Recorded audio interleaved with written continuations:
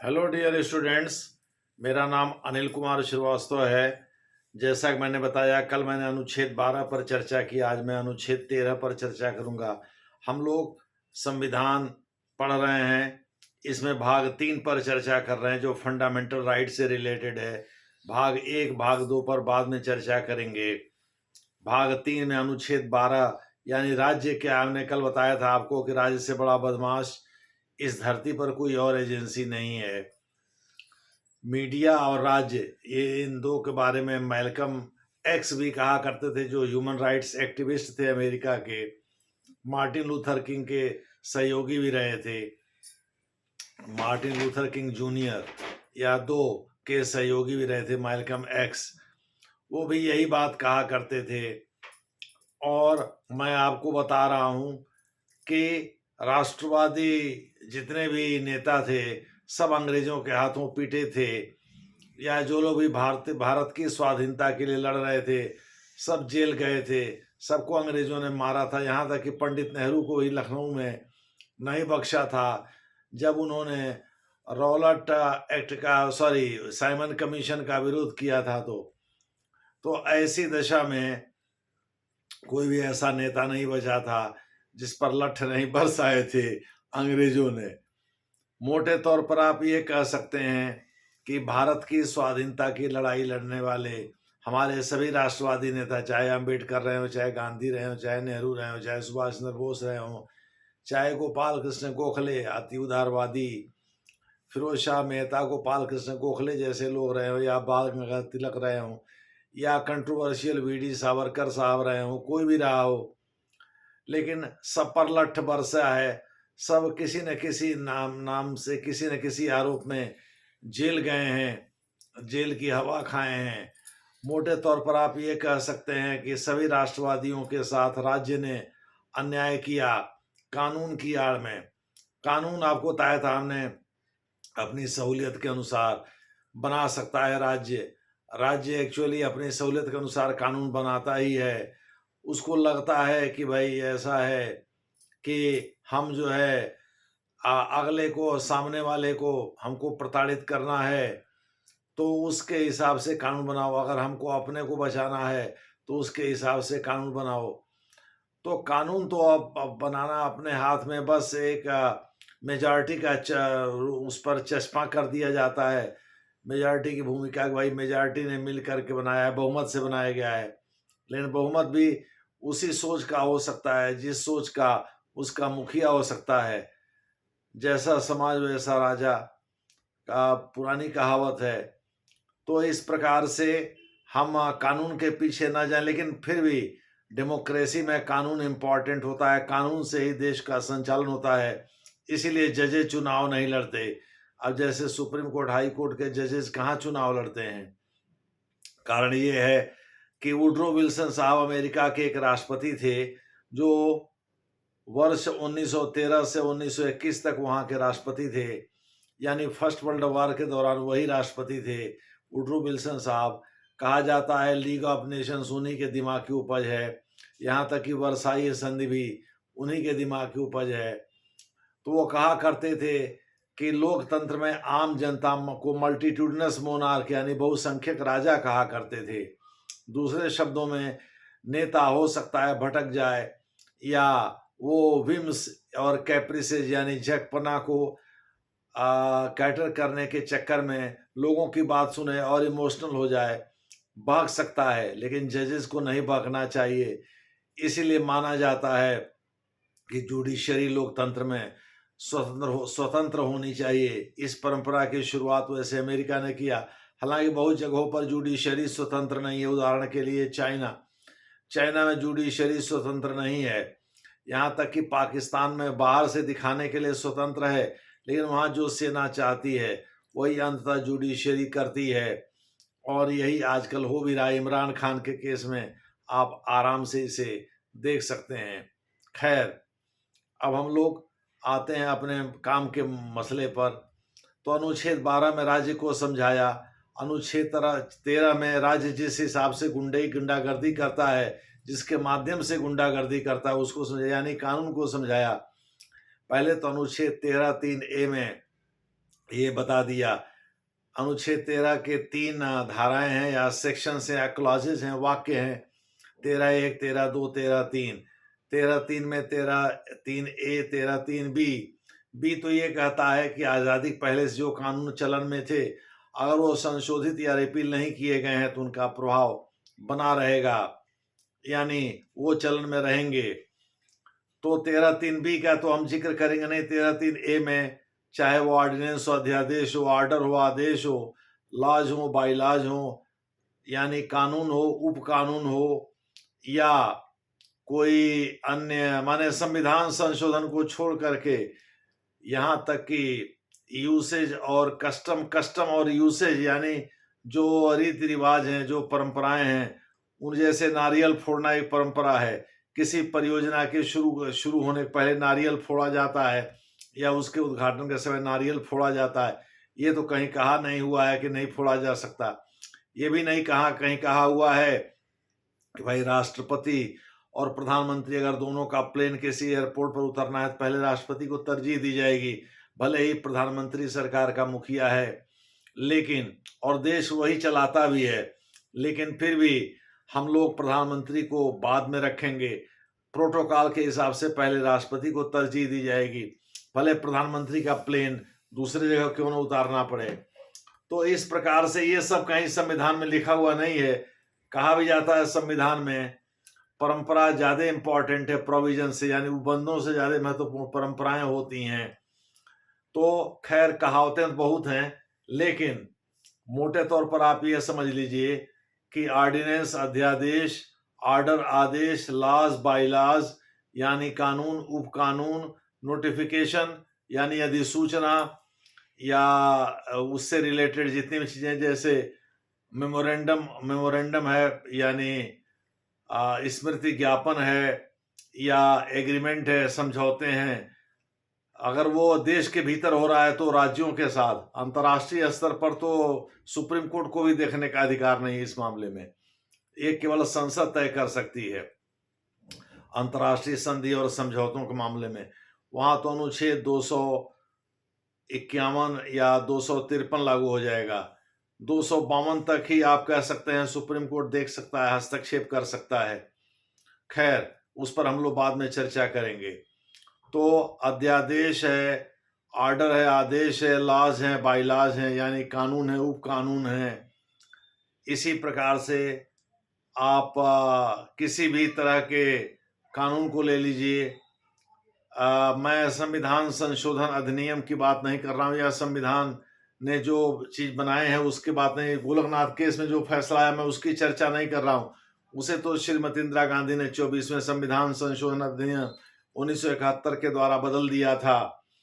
आजकल संविधान पर चर्चा भी हो रही है लोकसभा में और राज्यसभा में। आज राज्यसभा में उसकी शुरुआत हुई है, 16 और 17 2 दिन राज्यसभा में उस पर चर्चा होगी। अब तो 2-4 दिन बाद 17वां भी हो ही जाएगा। खैर हम लोग उस पर नहीं जाएंगे, लेकिन मोटे तौर पर आप ये समझ लीजिए संविधान संशोधन अधिनियम को छोड़ करके, या संविधान में जो भी उपबंध कहे गए हैं उनको छोड़ करके से सभी इसके अंतर्गत, यानी कानून के अंतर्गत, विधि के अंतर्गत आ जाएंगे। चाहे वो अध्यादेश हो, लॉज हो, बाईलॉज हो, नोटिफिकेशन हो, चाहे वो कस्टम हो, यूसेज हो, या कोई और इस तरह के, चाहे ऑर्डर हो, चाहे कोई और इस तरह की चीजें हों, ये सब के सब इसके अंतर्गत आ जाएंगे। मैंने आपको शुरू में ही बता दिया। यानी चाहे प्राइवेट कंपनियों के लिए बना हुआ नियम हो, चाहे कारपोरेट घरानों के लिए, वो भी प्राइवेट ही होते हैं। कारपोरेट में सरकारी भी आ सकते, जैसे LIC भी कारपोरेट हाउस है, लेकिन वो गवर्नमेंट फंडेड है, गवर्नमेंट कंट्रोल्ड, गवर्नमेंट ओन्ड भी है। उसी प्रकार से GIC भी है।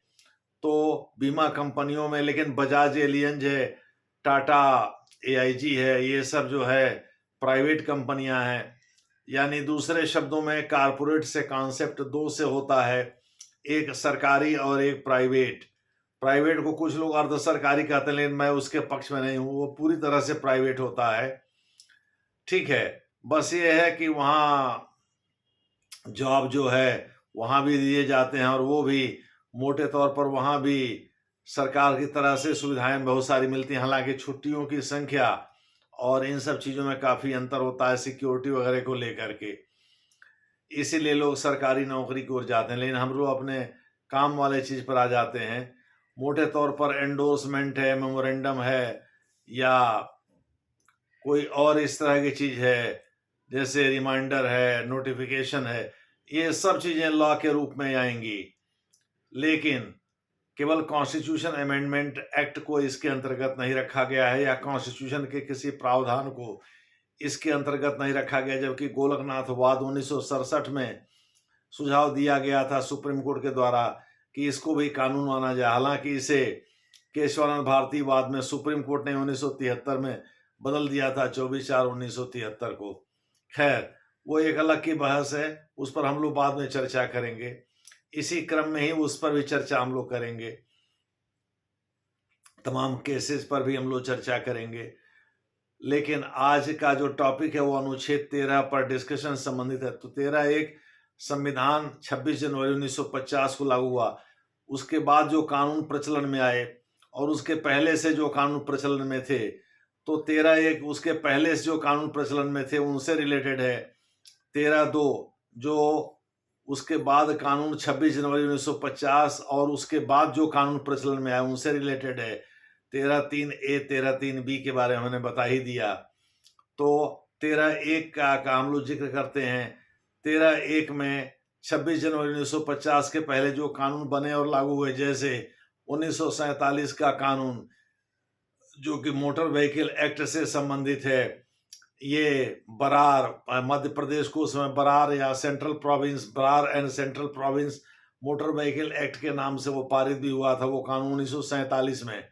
उसे भीकाजी धकरा पूरा नाम है, भीकाजी नारायण धकरा, उन्होंने चुनौती दिया था। तो जाहिर है ये Bhikaji versus state of Madhya प्रदेश, कल ही आपको बताया था कि फंडामेंटल राइट्स राज्य के विरुद्ध लोगों को उपलब्ध है, चाहे वो नागरिक हो चाहे गैर नागरिक हो। गैर नागरिक जो भारत भूमि पर रहते हों उन पर अप्लाई होता है, ऐसे नहीं कि अमेरिका की जमीन पर आप रहते हों तो आपको पर लागू होगा। आप गैर नागरिक हों लेकिन भारत के, जैसे भारत में बहुत सारे एम्बेसीज हैं, बहुत सारे यहाँ तमाम विदेशी संगठनों के या अंतर्राष्ट्रीय संगठनों के कार्यालय हैं, यूनाइटेड नेशंस के कार्यालय हैं, नेम के कार्यालय हैं, सार्क के कार्यालय हैं। तो इस प्रकार से इसमें काम करने वाले कर्मचारियों, अगर वो विदेशी हैं तो भले रहते विदेश में हैं लेकिन विदेशी नागरिक हैं, लेकिन रहते इस समय भारत की भूमि पर हैं, तो वो गैर नागरिक हो गए, उन पर भी ये लागू होता है। आगे आपको बताया जाएगा कौन कौन से फंडामेंटल राइट्स केवल नागरिकों के लिए हैं, कौन कौन से फंडामेंटल राइट्स नागरिक और गैर नागरिक दोनों के लिए हैं। इन पर भी हम लोग बाद में चर्चा करेंगे। मोटे तौर पर आप ये समझ लीजिए कि अनुच्छेद 13(1) का हम जिक्र कर रहे हैं। इसमें डॉक्ट्रिन ऑफ एक्लिप्स डेवलप किया था सुप्रीम कोर्ट ने। कुछ लोग बाद में चल करके अंबिका मिल्स को लेकर के कुछ लोग बहस करते हैं। 70 के दशक में इस पर फैसला आया था, लेकिन उससे इसका कोई संबंध नहीं है। ला वाले जबरदस्ती उसके बारे में चर्चा करते हैं। एक्चुअली डॉक्ट्रिन ऑफ एक्लिप्स यानी ग्रहण का सिद्धांत Bhikaji Narayan versus state of Madhya Pradesh 1955 में ही आया था। 1955 का ये केस है और 1955 में डिसाइड हुआ था। एक्चुअली केस तो पहले आ गया था लेकिन डिसाइड 1955 में हुआ था सुप्रीम कोर्ट के द्वारा।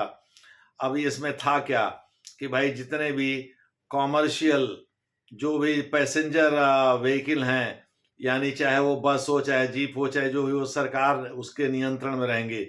ये 19(1)G का उल्लंघन है, जिसमें कि रोजगार, वृत्ति, पेशा, कारोबार आदि की स्वतंत्रता दिया है सुप्रीम कोर्ट ने, यानी हमारे संविधान ने, फंडामेंटल राइट्स ने दिया है। और सुप्रीम कोर्ट फंडामेंटल राइट्स का कस्टोडियन है, संरक्षक है।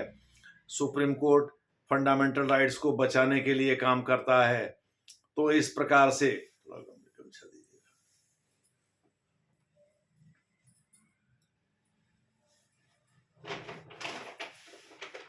एक मिनट अभी बता रहे हैं।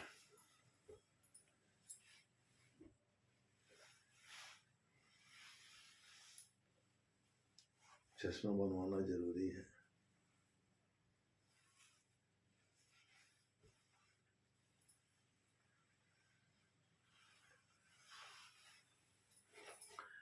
इस प्रकार से आपको मैं बता रहा था कि फंडामेंटल राइट्स राज्य के विरुद्ध नागरिकों और गैर नागरिकों को उपलब्ध हैं, और सुप्रीम कोर्ट को फंडामेंटल राइट्स का कस्टोडियन डीडी बसु कहते हैं, और गार्डियन एनसीईआरटी किताब में कहा गया तो गार्डियन कहिए या कस्टोडियन कहिए, सुप्रीम कोर्ट है ही फंडामेंटल राइट्स की संरक्षा के लिए वहां बैठा हुआ है। यानी यही एक ऐसा मामला जिसमें नागरिक इसके वायलेशन के लिए सीधे सुप्रीम कोर्ट जा सकता है। बीच में कोई जरूरी नहीं कि आप हाई कोर्ट को भी अधिकार अनुच्छेद 226 के अंतर्गत 226 के अंतर्गत, लेकिन कोई जरूरी नहीं है कि आप हाई कोर्ट होते हुए ही जाइए, आप सीधे सुप्रीम कोर्ट भी जा सकते हैं। और सुप्रीम कोर्ट से न्याय पाने को भी अंबेडकर साहब ने फंडामेंटल राइट बना दिया था, यानी अनुच्छेद 32 के तहत उनके पिताजी को भी रोके चाहेगा कि पिटीशन एडमिट करना ही करना है। ये दूसरी बात है कि मेरिट नहीं होने पर बाद में भले वो खारिज कर दें, लेकिन ऐसा नहीं कर सकते आज बीबी से झगड़ा हुआ, मेरा मूड ठीक नहीं है तो पिटीशन हम एडमिट नहीं करेंगे, ठीक है। यानी सुप्रीम कोर्ट के जजेस की इतनी औकात नहीं है कि वो अन्य मामलों की तरह इसमें पिटीशन एडमिट करने से भी मना कर दे। पिटीशन तो उनको एडमिट करना ही पड़ेगा, भले ही मेरिट नहीं होने की स्थिति में बाद में इसे खारिज कर सकते हैं। चूंकि न्याय देना तो उनके हाथ में है, उसके लिए तो उनका गला दबा के ये नहीं कहा जा सकता कि बोल न्याय देगा कि नहीं देगा। खैर, तो इस प्रकार से हम लोग फंडामेंटल राइट्स के अनुच्छेद 13 पर चर्चा कर रहे हैं, 13(1) पर चर्चा कर रहे हैं। तो 13(1) भारत में जब संविधान लागू हुआ 26 जनवरी 1950 को, उसके पहले जो कानून प्रचलन में थे उनसे संबंधित है। प्रचलन में थे यानी लागू हो गए थे। एनफोर्समेंट एक चीज होता है और बनाना दूसरी चीज, यानी जैसे नारी बंधन विधेयक, यानी महिलाओं को 330(a) के अंतर्गत आरक्षण भले ही दे दिया गया है, लेकिन 33% यानी 1/3, लेकिन अभी वो लागू नहीं हुआ है, यानी उसमें अभी कोई ऐसा गजट में प्रकाशन नहीं हुआ है, उसको एनफोर्स कर दिया गया। अब 2026 के बाद उस देखते हैं कि उसको कैसे लागू करते हैं। संसद और राज्य विधानसभा, लोकसभा और राज्य विधानसभाओं के लिए लागू है। ऊपरले सदन में तो कोई आरक्षण होता नहीं है कि वहाँ महिला के लिए आरक्षण हो या ओबीसी के लिए, SC ST के लिए आरक्षण हो। खैर, जो भी है, मोटे तौर पर आप वैसे भी ओबीसी के लिए लोकसभा और राज्य विधानसभाओं में आरक्षण तो है नहीं। SC ST के लिए कुछ सीटें हैं, 131 जैसे लोकसभा में है। राज्यों में भी इसी तरह से 7.5% और 15%, यानी क्रमशः अनुसूचित जनजाति और जाति के लिए आरक्षित हैं। इसी अनुपात में सीटें आरक्षित की गई हैं। राज्य विधानसभाओं की जो स्ट्रेंथ होती है उसी हिसाब से इसको आरक्षित किया गया है। नॉर्थ ईस्ट में थोड़ा इसको बढ़ाया गया है स्पेशल कानूनों के तहत। उसके बारे में कोई हम लोग बाद में चर्चा कर लेंगे जब हम लोग भाग 8 का जिक्र करेंगे तो। खैर, तो मोटे तौर पर आप ये समझिए कि हम लोग 30(1) का जिक्र कर रहे हैं। 1950 26 जनवरी 1950 के पहले से जो कानून प्रचलन में थे उसमें से बेरार और central province and Berar motor vehicle act 1947 को चुनौती दिया था भीका जी ने, और कहा कि भाई ये तो इंडिविजुअल राइट्स का वायलेशन है।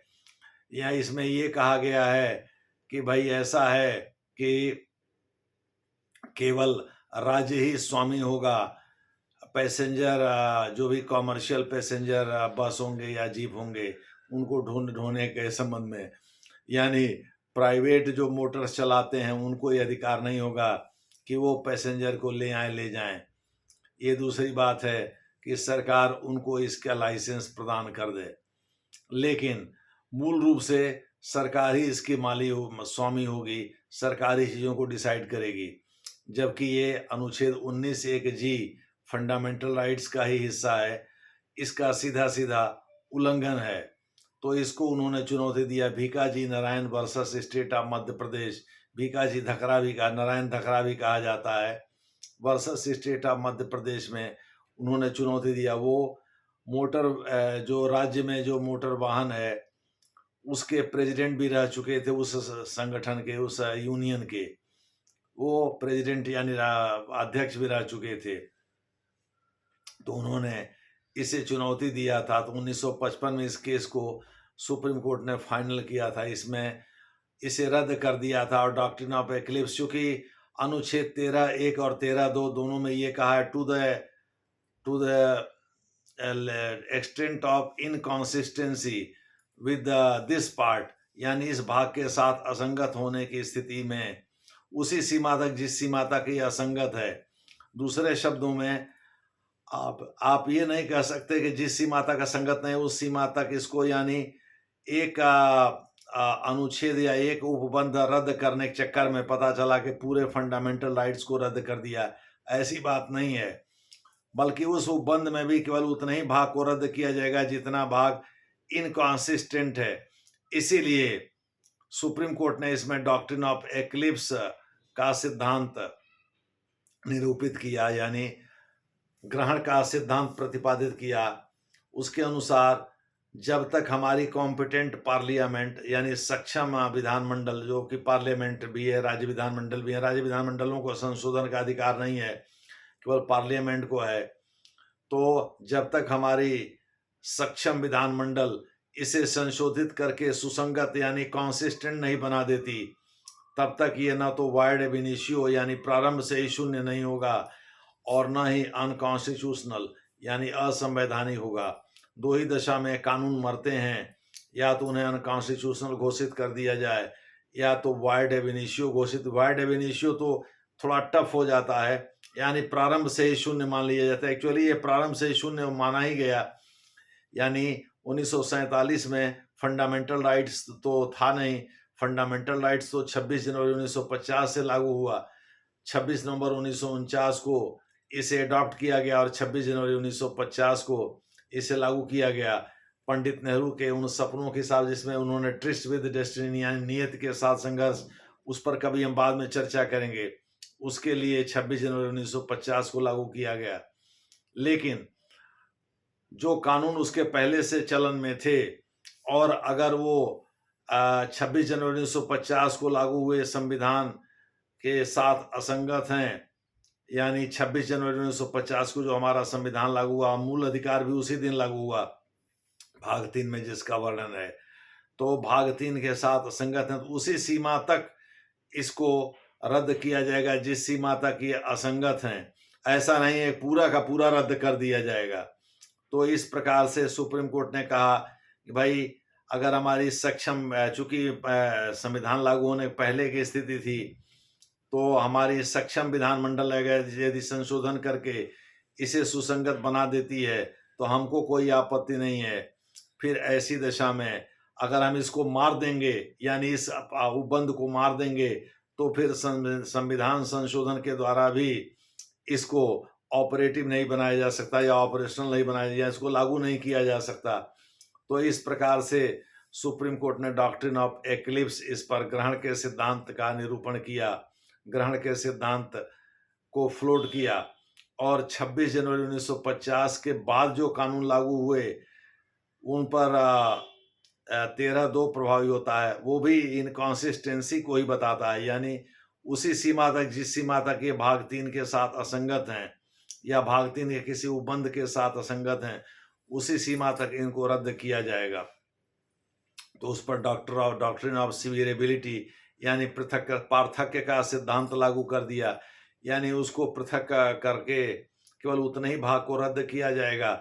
चूंकि अब तो हमारी पार्लियामेंट अस्तित्व में आ चुकी थी, और उसके द्वारा बनाया गया संविधान, माने भले ही उस समय पार्लियामेंट नहीं थी, पार्लियामेंट तो 1952 से काम करना शुरू की, लेकिन 1947 के भारत स्वाधीनता अधिनियम के अनुसार जो कॉन्स्टिट्यूएंट असेंबली थी हमारी, वही संसद का काम कर रही थी, और 1952 तक उसी ने संसद का काम किया।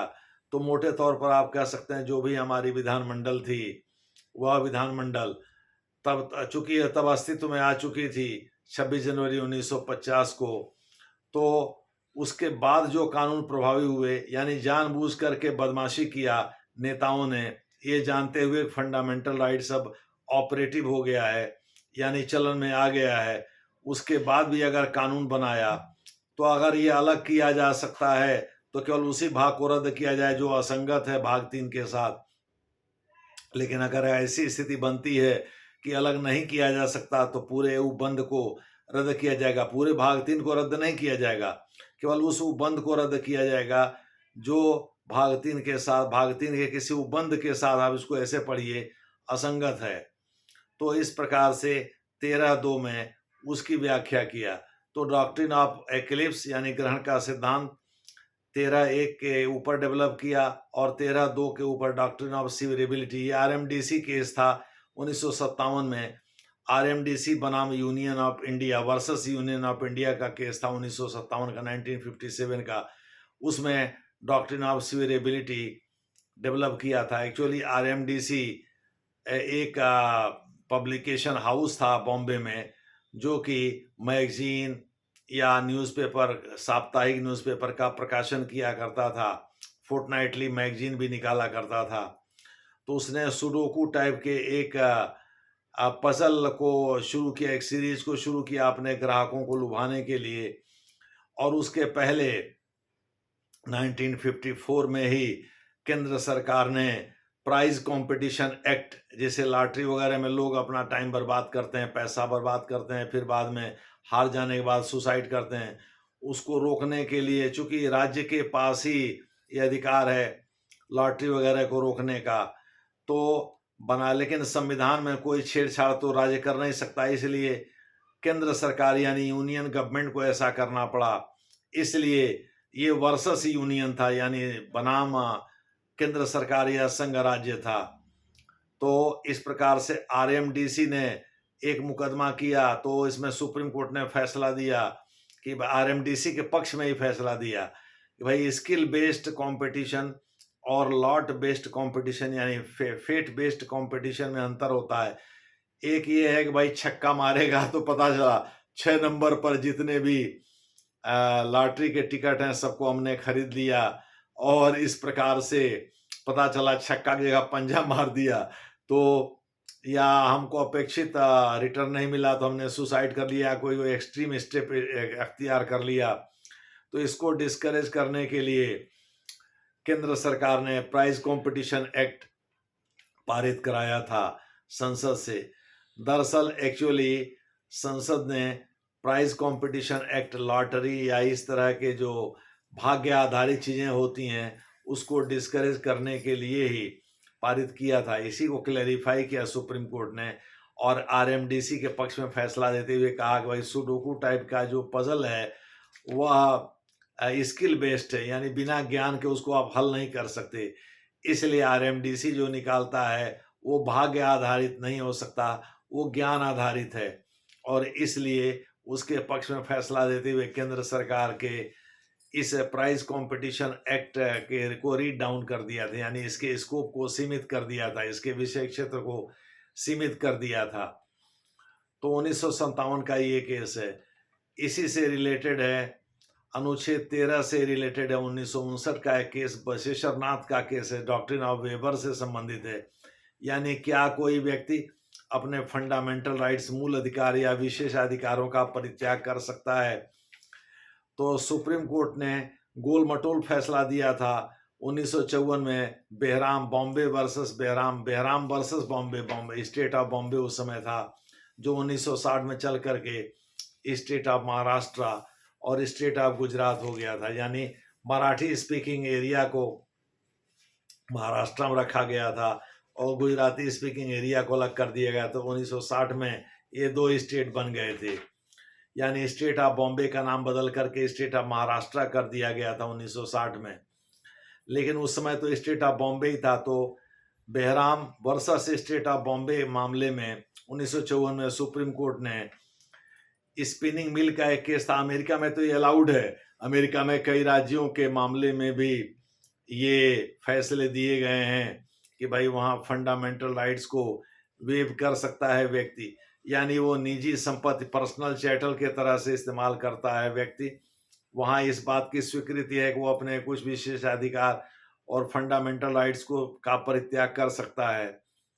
तो यह राज्य के विवेक पर छोड़ करके 1954 में सुप्रीम कोर्ट ने गोल मटोल बात किया था। लेकिन बाद में चल करके Basheshwarnath versus IT income tax commissioner of Delhi and Rajasthan, पहले दिल्ली और राजस्थान का एक ही इनकम टैक्स कमिश्नर होता था। तो इस प्रकार से उस मामले में 1959 में सुप्रीम कोर्ट ने साफ साफ मना कर दिया, कोई व्यक्ति निजी उसके संपत्ति की तरह से इस्तेमाल नहीं कर सकता है फंडामेंटल राइट्स और विशेषाधिकारों का। नहीं तो पता चला दुर्गा जी से कह दिया हमको। अब एक तो हमने फिल्म देखी थी हॉलीवुड की, उसमें एक महिला जब पिटाती है तब उसके अंदर प्रेम जगता है, तब वो उस पुरुष से प्रेम करती है जो उसको पीटता है। यानी ये भी एक प्रकार की मानसिक रोग की अवस्था होती है, जिसमें दरोगा जी बना बना के आपको ही कुटाई करेंगे। तब आप और दरोगा जी कह देंगे भाई ये तो आप ही ने कहा था कि बना बना के उनको उनकी कुटाई किया जाए। तो दरोगा जी स्टेट को रिप्रेजेंट करते हैं, तो पता चला आप सुप्रीम कोर्ट या हाई कोर्ट जा ही नहीं पाएंगे राज्य के विरुद्ध। तो इसलिए सुप्रीम कोर्ट ने साफ साफ कह दिया कि भाई ये पर्सनल चैटल यानी निजी जागीर की तरह से इस्तेमाल नहीं किया जा सकता। कोई व्यक्ति अपने विशेषाधिकार और अपने फंडामेंटल राइट्स यानी मूल अधिकार का परित्याग नहीं कर सकता। इसी को डॉक्ट्रिन ऑफ वेबर यानी परित्याग का सिद्धांत कहते हैं। खैर, इसका थोड़ा सा बैकग्राउंड बता दें। बशेश्वर नाथ बिहार के एक जाने माने जमींदार थे, उनके पास काफी जमीनें थीं, लेकिन चूंकि राज्य में कृषि जो है राज्य सूची का विषय है और कृषि आय पर कर लगाना भी राज्यों के अधिकार क्षेत्र में आता है। किसी राज्य ने कृषि पर आय कर लगाया नहीं है। उसका मेन कारण ये है कि कृषि पर कर लगाने का मतलब है कि लोकल जो बिग हैं, बड़े लोग हैं जिनके पास खेती बाड़ी ज़्यादा है या जमींदार किस्म के या बड़े लैंडलॉर्ड हैं, उनको नाराज करना। और ज़्यादातर आज भी विधायक वगैरह जो है उनके बरदहस्त यानी उनके आशीर्वाद से ही विधायक बनते हैं या खुद विधायक वो हो जाते हैं। तो ऐसी दशा में राज्यों ने अपना हित संरक्षित रखते हुए किसी भी बड़े लैंडलॉर्ड पर या जोत के मालिक पर कोई कर नहीं लगाया है, यानी कृषि आय कर से मुक्त है। राजा जी चलैया ने जबकि खुल करके 1991-92 में इस कार्यक्रम या 1993 में 1993 में इसका रिकमेंडेशन किया था। चलैया कमेटी के अध्यक्ष थे वो, कि भाई 25,000 रुपए से ऊपर जिनकी इनकम है उस पर कृषि आय कर लगना चाहिए। लेकिन किसी राज्य ने इसमें दिलचस्पी नहीं दिखाई और ये ठंडे बस्ते में चला गया।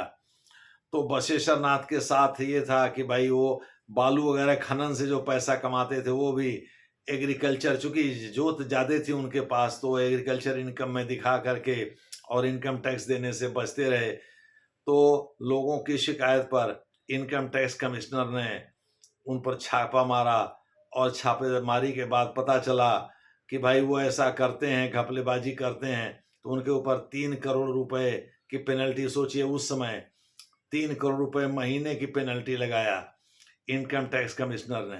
लेकिन वो अपनी इज्जत, चूंकि रहते दिल्ली में थे, एब्सेंटी लैंडलॉर्ड थे, यानी जमीन जायदाद ज्यादा बिहार में थी लेकिन रहते दिल्ली में थे। तो उन्होंने ये कहा कि भाई उनके रिक्वेस्ट पर ही कि भाई 3 करोड़ रुपया हम आपको दे देंगे, माना उनके रिक्वेस्ट पर ही 3 करोड़ रुपए की पेनल्टी भी लगाई गई। उन्होंने कहा कि हम इक्वलिटी बिफोर लॉ के अपने फंडामेंटल राइट्स को छोड़ते हैं, यानी कानून के समक्ष सभी बराबर हैं, इस मूल अधिकार का हम परित्याग करते हैं, ये लिख करके उन्होंने दिया। लेकिन बाद में 1961 में जब इनकम टैक्स एक्ट आया तो उनके मन में फिर बैठा हुआ जो पाप था वो जग गया। किसी वकील ने राय दे दिया होगा और वो सुप्रीम कोर्ट चले गए। ऐसी दशा में उन्होंने कहा कि भाई इनकम टैक्स जो कमिश्नर साहब हैं वो हमसे अनड्यू बेनिफिट ले रहे हैं।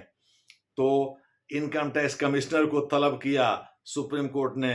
तो उसमें उसी मामले में कमिश्नर ने ये तर्क दिया कि भाई इन्होंने खुद ही अपने से ये कर देना स्वीकार, ये पेनल्टी देना स्वीकार कर लिया था, इस वजह से हमने इनके ऊपर 3 करोड़ रुपए प्रति माह की पेनल्टी लगाई थी। लेकिन सुप्रीम कोर्ट ने कहा कि कोई व्यक्ति अपने मूल अधिकार का प्रयोग निजी चैटल यानी निजी संपत्ति की तरह से नहीं कर सकता कि जब चाहे वो जिसको गिरवी रख दे, जब चाहे उसको बेच दे, जब चाहे किसी चीज को खरीद ले।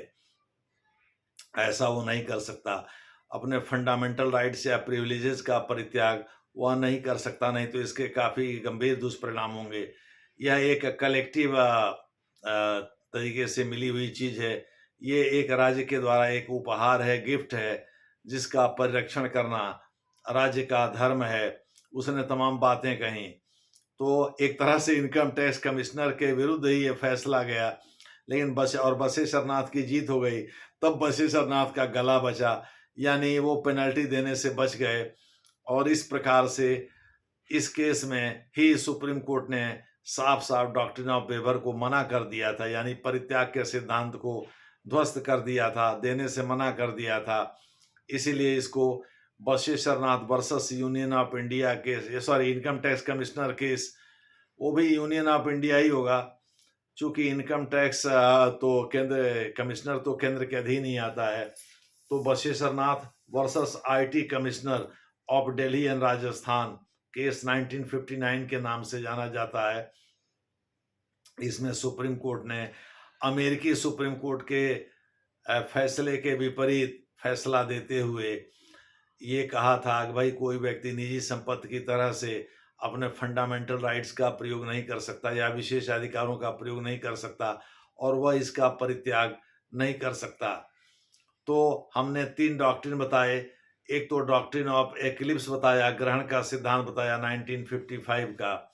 57 का RMDC versus union of India 1955 का जो केस है वो Bhikaji versus state of Berar and Central Province आपको बताया।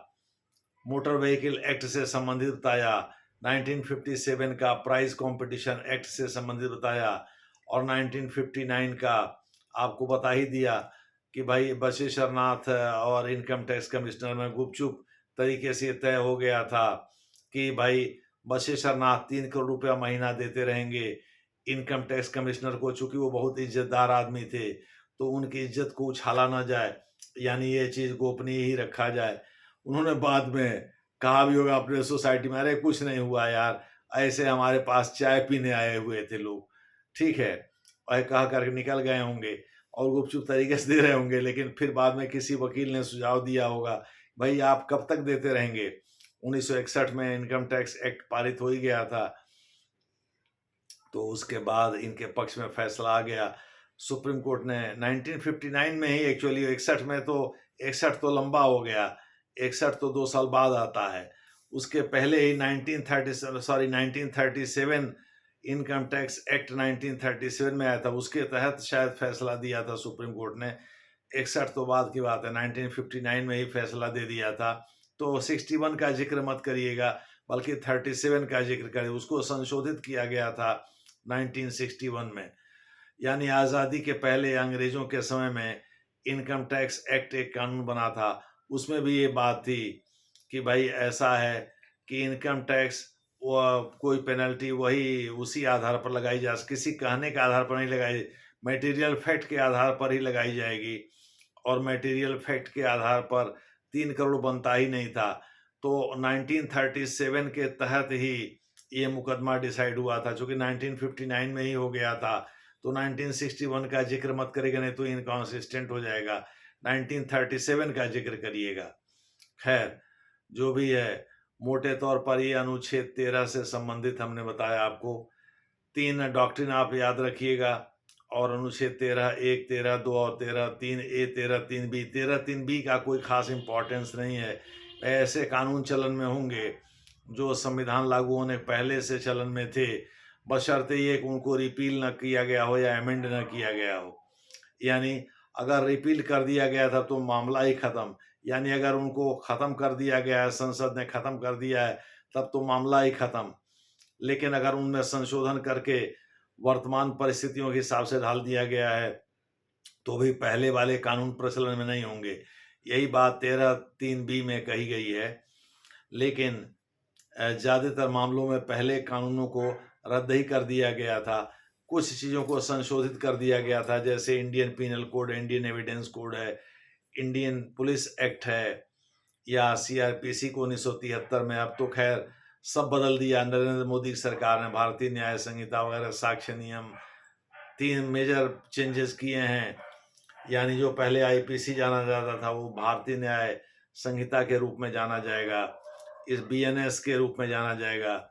इस प्रकार से बहुत सारे कानून खत्म कर दिए हैं।